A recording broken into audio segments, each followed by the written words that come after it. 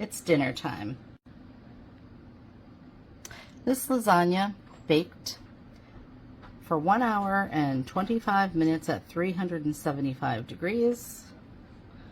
When it comes out of the pan, you want to see that the ricotta has set up nicely.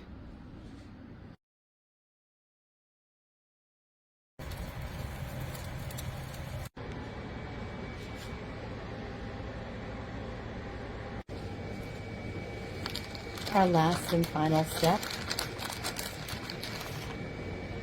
is to put mozzarella all over the top. And then back into the oven without a cover to brown and get all bubbly and delicious.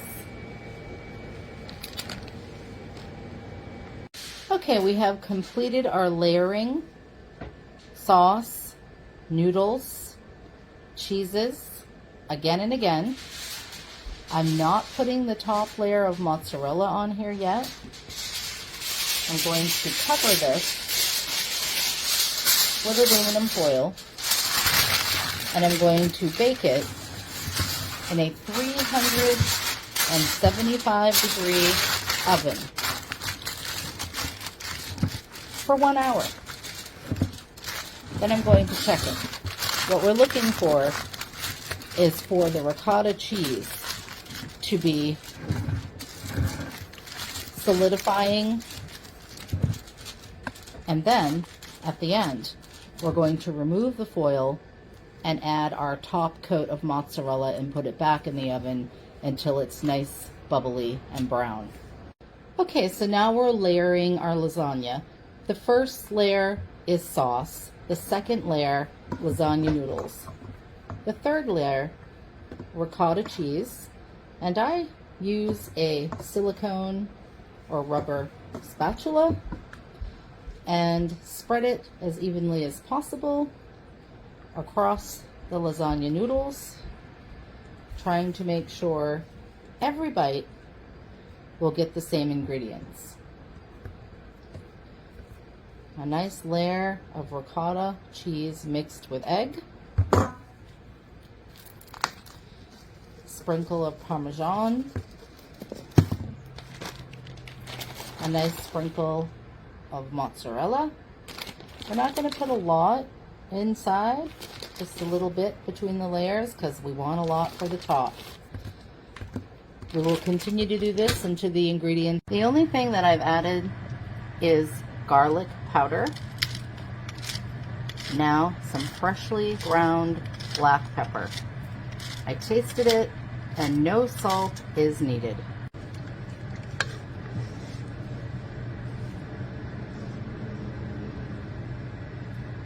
And today I am just using these Hannaford brand lasagna noodles. I have the water boiling with some olive oil and salt in it. And it's nice to make homemade sauce, but we always don't have time to do that. So when choosing a jarred sauce, I like ragu. And I always use the chunky tomato, garlic, and onion because it really has a wonderful flavor and it works well for any Italian dish. So here's our meat, garlic, and vegetables cooking down. I'm not adding any seasoning, herbs, or salt at this time. I find that the jarred spaghetti sauces usually have enough salt in them, and I always add my fresh herbs. I'm going to chop these herbs up, not too fine, trying not to put the stems in because they don't cook down that well. I like bigger herbs in.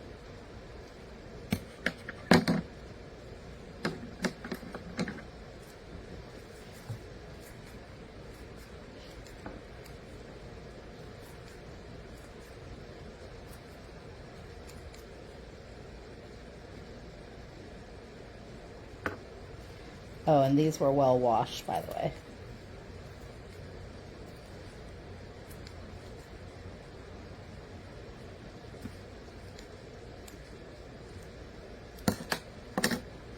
the time, just take your fingernails and strip it off.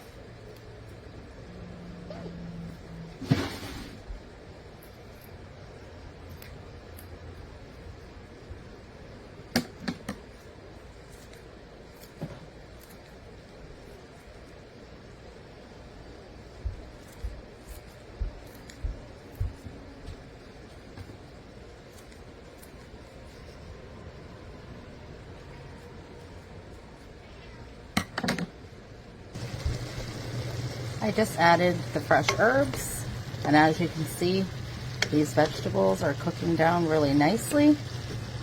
All the juice that's coming out of them will add flavor to the sauce. Okay, so now I'm going to add part of this jar of sauce.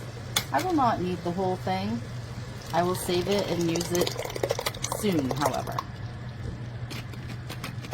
About half a jar. And this is the big one. This is 4 pounds. And I'm going to stir this around. And before I do any seasoning at all, I am going to let it simmer and then taste it. I'd like to talk to you about the ricotta cheese that you use.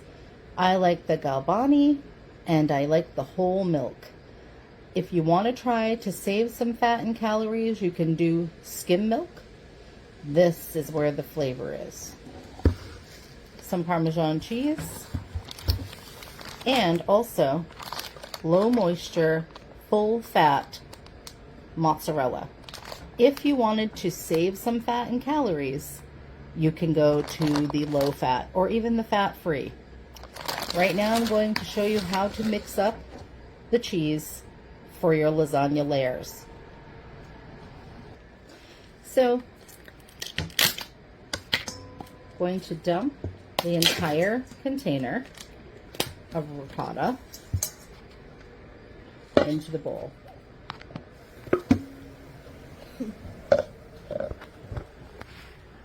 And this is what it looks like.